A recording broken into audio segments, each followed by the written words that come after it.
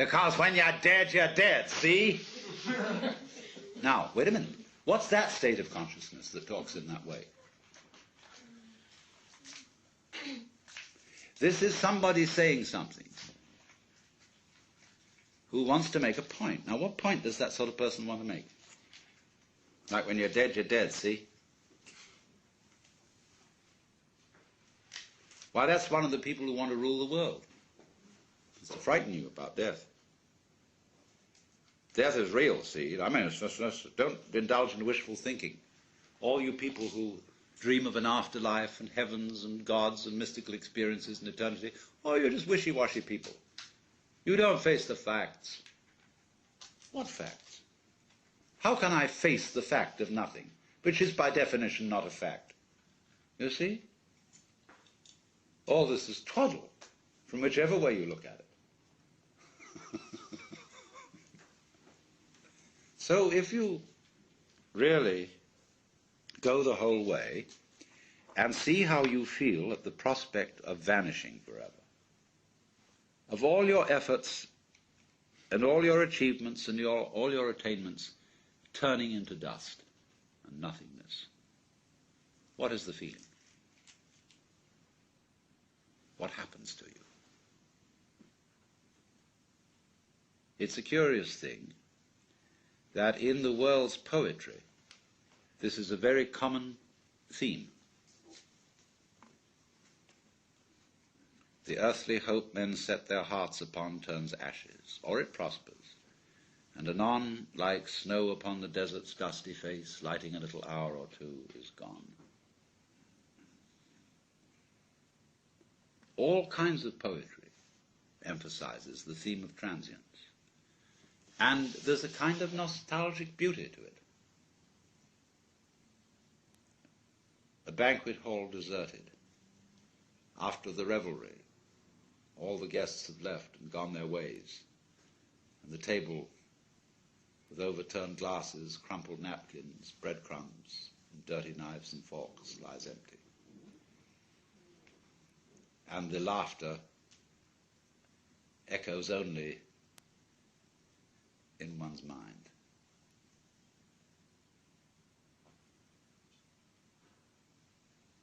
And then the echo goes.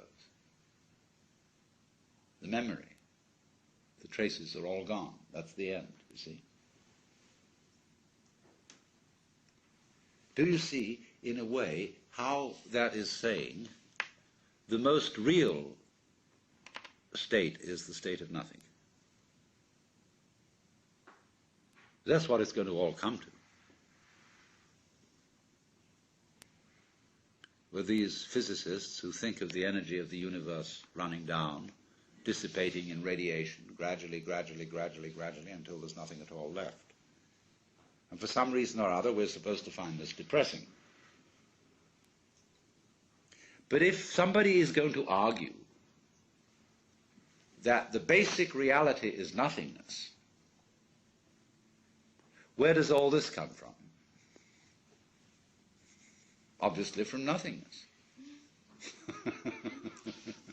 Once again, you get how it looks behind your eyes, see? So cheer up, you see. This is what is meant in Buddhist philosophy by saying we are all basically nothing. And when the sixth patriarch says the essence of your mind, that's how it is behind your eyes, is intrinsically pure. The pure doesn't mean a non-dirty story state of mind, as it is apt to mean in the word Puritan. Pure means clear, void. So you know the story when the sixth patriarch was given his office as successor. Because he was truly enlightened, there was a poetry contest. And the losing one wrote the idea that the mind, the consciousness, was like a mirror, which had to be polished. And constantly, I have to polish my mirror. I have to purify my mind, see? So that I'm detached and calm and clear-headed, Buddha'd.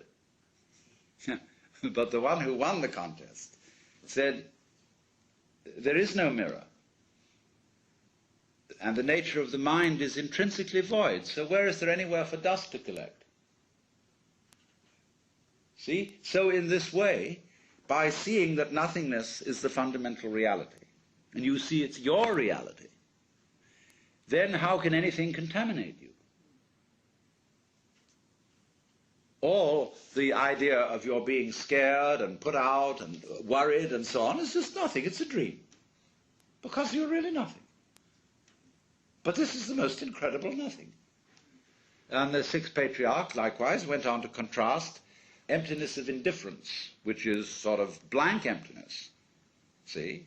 If you think of this nothingness as mere blankness, and you hold on to the idea of blankness, and kind of grisly about it, you haven't understood it. He said nothingness is really like the nothingness of space, which contains the whole universe.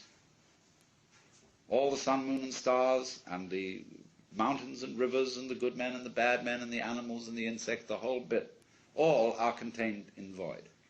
So out of this void comes everything, and you are it. What else could you be?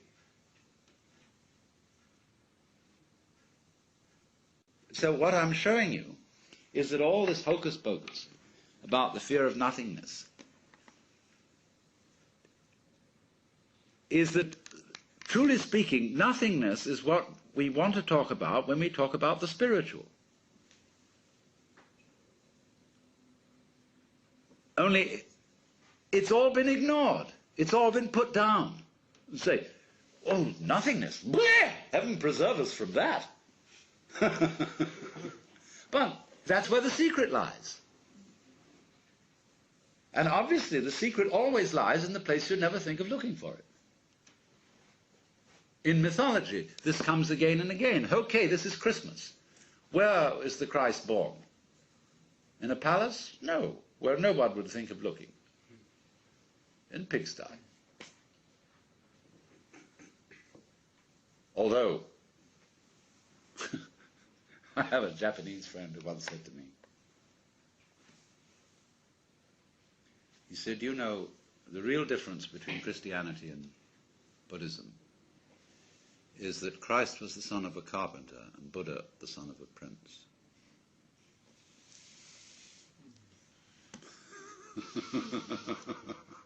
I thought that was rather funny.